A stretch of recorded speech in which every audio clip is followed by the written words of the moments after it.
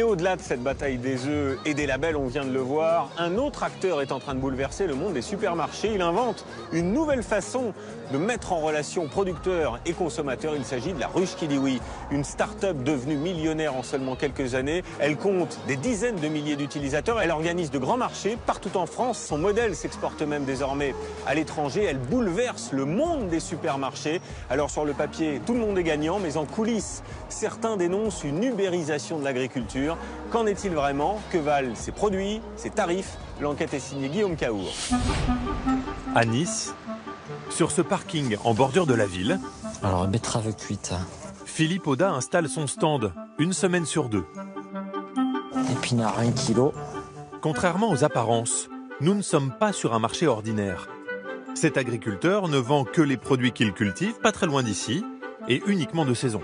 Pas de tomates ni de courgettes aujourd'hui. En ce moment, on termine avec des articles divers. Hein.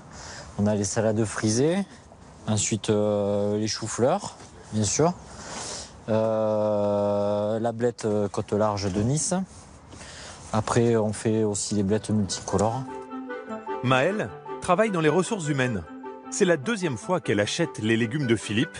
Elle est venue sans liste de courses. Bonsoir. Bonsoir. Juste un numéro de commande. La commande numéro 4, s'il vous plaît. Alors, Et le maraîcher sait exactement ce qu'il doit lui donner. les butternuts, c'est les derniers. Il y en a 2 pièces. Ils sont un peu marqués. Vous enlevez avec un coup de couteau, c'est bon. Elle achète presque les yeux fermés. Regardez bien, il n'y a pas un seul prix sur l'étal de Philippe. Et enfin, une salade de feuilles de chêne. Comment est-ce que vous voyez les prix là, des produits? Ah, les prix sont pas indiqués ici. C'est quand on passe la commande en ligne, tous les prix sont indiqués. Ah donc là, vous l'avez déjà... J'ai déjà réglé. Le règlement, c'est au moment de la commande en ligne et on vient simplement récupérer nos produits ici après. Maëlle a fait ses courses sur Internet quelques jours plus tôt. Elle n'a plus qu'à récupérer sa commande chez chaque producteur. C'est la recette du succès de la ruche qui dit oui. Voilà, merci. Un site et une application au nom étrange qui mettent directement en relation les consommateurs et les agriculteurs de leur région. Voilà, donc là, on a tous les producteurs qui sont présentés. On nous les indique sur la carte, donc on voit que c'est bien dans notre région, ce sont des producteurs locaux.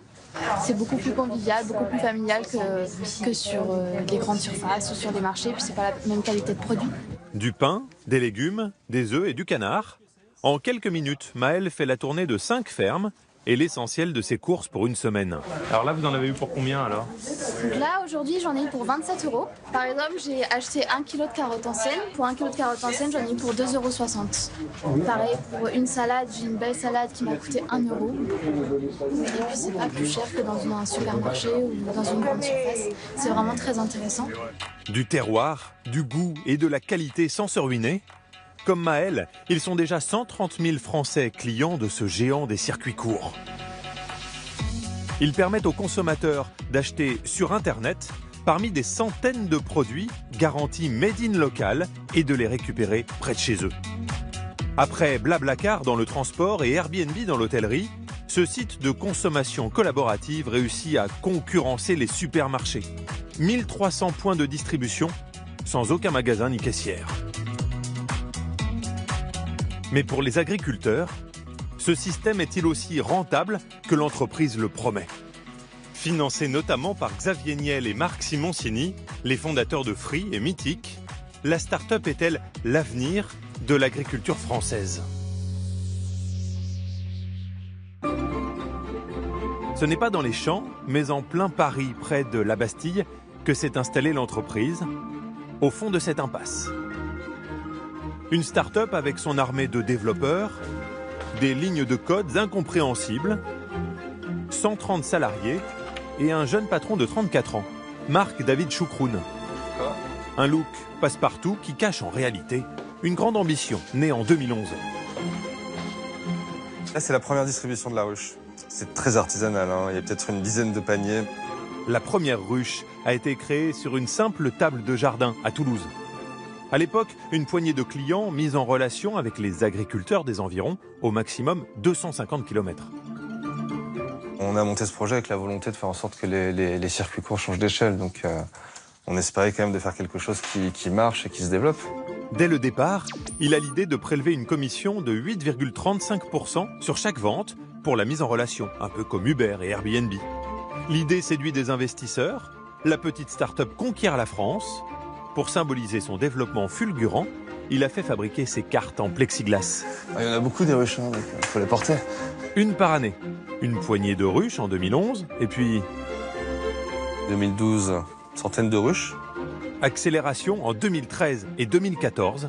Et puis le lancement en Espagne, en Allemagne, au Royaume-Uni. Aujourd'hui, 800 ruches en France, 500 en Europe, 40 millions d'euros de volume d'affaires l'année dernière. Grâce à un slogan « Mangez mieux, mangez juste », elle surfe sur des valeurs dans l'air du temps. Nous, on a envie d'une distribution plus humaine, en fait. Donc une distribution de masse où on est à 1000 dans l'hypermarché tous les week-ends, c'est pas ce en quoi on croit pour demain. Et des ruches, il pourrait y en avoir des milliers, en fait. Il peut y en avoir à chaque coin de rue. Pour arriver à ses fins, la start-up s'appuie déjà sur 5000 agriculteurs, tous attirés par la promesse d'un système plus rémunérateur. Retour près de Nice, à Gatière. Comme chaque matin, Jean-Marie Giovanni inspecte ses 3 hectares de culture maraîchère. Artichauts, poireaux, coriandre. Des aromatiques, ça. On en vend de plus en plus. Il a longtemps approvisionné la grande distribution, mais depuis 3 ans, terminé. Il ne veut plus en entendre parler. Ses fraises, il les vend désormais sur Internet. Ah ben ça là, dans 4 semaines, elles seront à la vente dans la ruche, 4 à 6 semaines. Les ruches, c'est déjà 40% de son chiffre d'affaires. Ce matin, justement, il a imprimé sur le site sa commande du jour, voilà. Et il sait très précisément ce qu'il va devoir récolter. Là, je sais qu'aujourd'hui, je vais vendre 3 choux romanesco, 5 choux raves, voilà, 12 kilos d'oignons. Voilà, j'ai ma commande, elle est fixe. Je pars, ma voiture, elle est remplie, je suis au nombre près, au gramme près. On n'a pas de perte. Grâce à ce système, il ne cueille jamais pour rien. Tu vas faire le radis noir. Là, le radis noir, il y en a 7 à faire. Hein? Il a embauché Alex pour préparer les distributions dans les 5 ruches dont il est fournisseur à Nice. Après, tu prends un peu des élastiques, on va ramasser là-bas la blette à couper. Si Jean-Marie a pu créer un emploi, c'est que sa rentabilité a augmenté. Fais attention à la tête, là. Hein? Notamment parce qu'il a réduit ses invendus. Désormais, il peut écouler toute sa récolte, même les légumes dits moches. Quand vous vendez dans une grande surface, dans une centrale d'achat, n'importe quoi, vous avez une normalisation, un calibrage, un coloris à respecter. Donc vous vendez que 40-50% de votre production. Là, dans une ruche, vous vendez tout. Le client, il peut tomber autant bien ou sur un gros comme ça, un radis noir, ou alors peut-être il va avoir 3 petits. L'essentiel, c'est qu'il y ait le poids. Ces radis noirs lui rapportent plus. Quand la grande distribution et ses nombreux intermédiaires prennent au moins 50% de marge, aujourd'hui, il garde l'essentiel pour lui. On fait un produit qui est naturel, on ramasse et les gens ils sont contents. Ils discutent même pas le prix, on reste cohérent. Vous voyez? Mais la marge, elle est pour nous. Voilà. Elle n'est pas pour la grande distribution. Il doit tout de même verser 16,7% de commission. Une moitié va au site internet, l'autre au responsable de la ruche. Car, comme les 40 autres producteurs de la région, pour distribuer ses produits, Jean-Marie doit s'appuyer sur le patron du point de vente, le représentant de la start-up sur le terrain. Mets tout au même endroit, Romain. Va. À 71 ans, Jacques Chaplon vient d'ouvrir sa 2e ruche à Nice. Tous les jeudis après-midi, aidé de sa fille et de son petit-fils, il installe son marché éphémère sur le parvis de la gare. Ah, vous êtes équipé là? Ah on est obligé. Hein.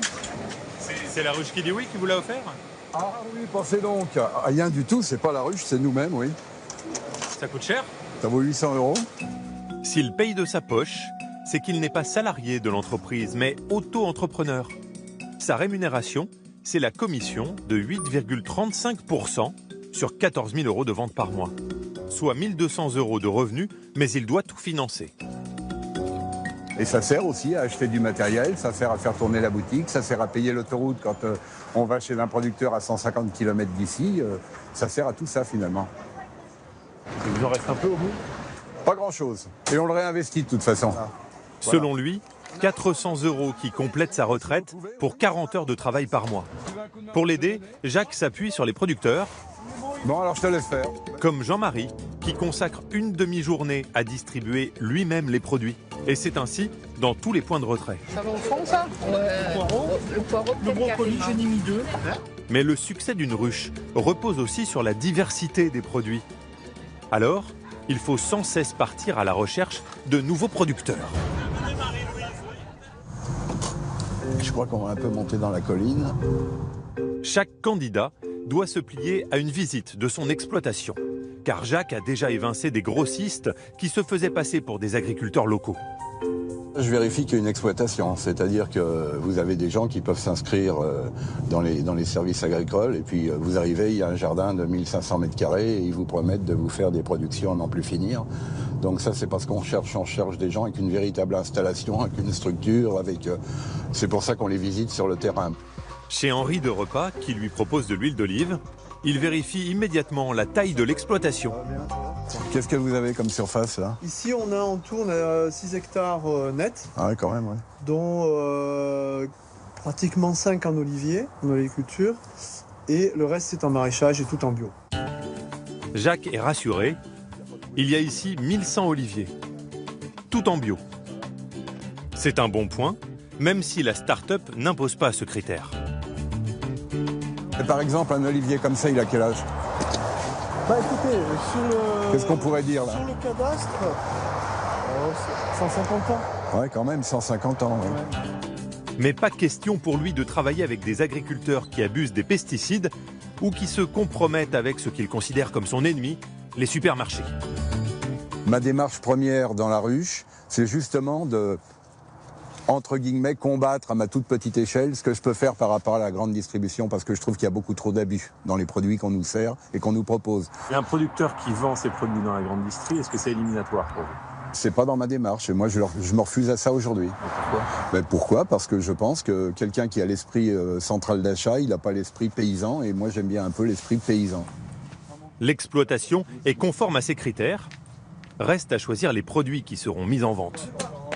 Donc là, c'est votre gamme de produits, en fait. C'est la gamme de produits. Ce qui l'intéresse ici, ce sont ses tartinades. Il n'en a pas dans sa ruche. La tapenade, qui n'est pas une pâte d'olive, hein. C'est pas pareil. Hein. Tapenade, c'est un esprit provençal. Aujourd'hui, il n'y aura aucune négociation commerciale. Règle d'or de la ruche, les producteurs fixent librement leurs tarifs. Vous ne parlez jamais du prix avec les producteurs? Vous ne leur demandez jamais de baisser leur prix? Ah, baisser leur prix, pourquoi? On parlait de grande distribution tout à l'heure, mais ils font que ça, ils passent leur temps à ça. Vous avez des acheteurs dans les bureaux qui passent leur temps à ça, à tirer les prix par le bas. Mais moi, monsieur, dans 2 ans, dans 3 ans, dans 5 ans, j'ai envie de le retrouver dans son exploitation. J'ai pas envie de le retrouver au tribunal de commerce, ni... vous comprenez ce que je veux dire? J'ai envie qu'il soit toujours là et qu'il vive de son métier. Conséquence de cette liberté, sur le site, les bonnes affaires côtoient les mauvaises. Une escalope de veau, 5 € moins cher au kilo qu'en supermarché. Mais le prix de ces endives est lui 2 fois plus élevé. Après 2 heures de discussion, le producteur a pris sa décision. Il va travailler avec Jacques. Rappelez-moi le jour. Alors nous, on en fait sur la gare le jeudi et sur le boulevard du Mercantour le vendredi. Mais la présence obligatoire à chaque distribution l'inquiète un peu. Bien sûr. Ce qui nous manque le plus, c'est quand même le temps. Le temps. Pour nous. Oui, je comprends ça très bien. Ouais. J'aime bien les gens, mais c'est difficile que je fasse plus. C'est mon épouse, c'est pareil. Trop chronophage, trop lourd en logistique, ces circuits courts peuvent effrayer des agriculteurs. Et aujourd'hui, certains n'y trouvent plus leur compte. À Auvers-sur-Oise, 4000 poulets, pintades, oies, canards, chapons et dindes grandissent en plein air.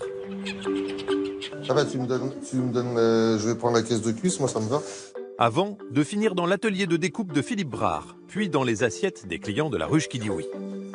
Il y a 5 ans, il est sollicité par plusieurs ruches, une belle opportunité d'écouler ses produits.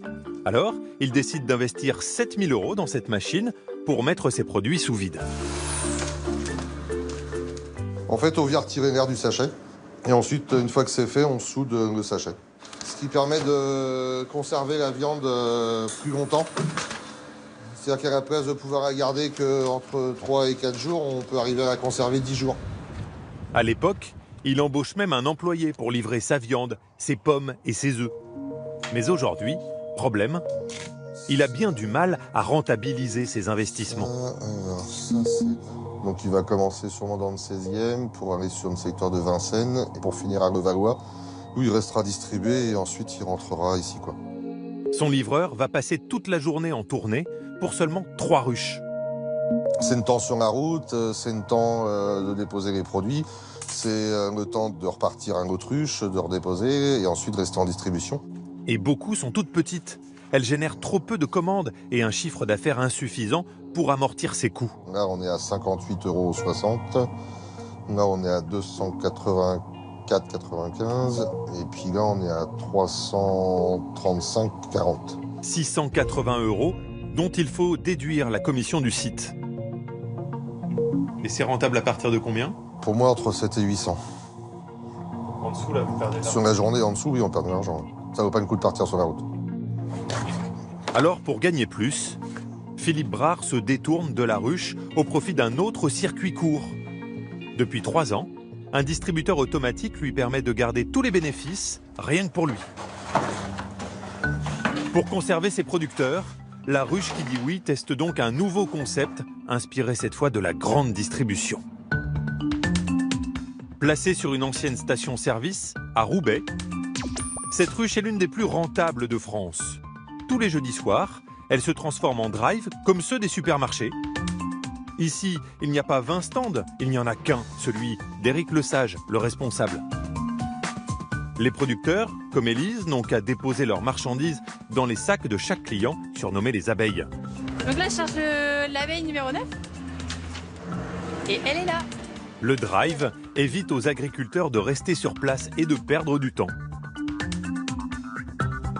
Là, en étant 5 ou 6, avec une organisation à tour de rôle, on arrive à délivrer 110, 120 commandes sur une plage horaire de 3 heures, de manière fluide, de manière conviviale, et finalement en étant assez peu nombreux. Dominique, la 11, il y a moyen ou pas? Oui, prends ton temps, hein, on n'est pas aux pièces, attention. Hein. Seuls 5 producteurs sur 20 viennent en alternance pour apporter les victuailles jusqu'au coffre des clients. Après, il y a du pain de nos ancêtres. Oui, un pain intégral. Il y a saveur bio, saveur fournie bio. Moi, j'ai 4 enfants, donc aller au supermarché, j'ai pas vraiment le temps. Donc là, je suis assurée d'avoir des bons produits juste en passant sur le chemin de l'école. Facile d'accès, cette ruche attire 4 fois plus de clients que la moyenne nationale. Et chacun d'entre eux dépense environ 45 €. C'est 10 € de plus que dans les autres points de vente. Nous vous accompagnons à votre véhicule. Avec le drive, Eric est persuadé d'avoir un boulevard devant lui. On sent qu'il y a un besoin d'accéder à une alimentation fermière, locale, de qualité et de saison, mais si possible, assez rapidement, ou dans des standards de ce qu'on est habitué à trouver pour faire ses courses, quoi. La ruche qui dit oui espère conquérir de nouvelles parts de marché en ouvrant une dizaine de drives d'ici l'été, partout en France.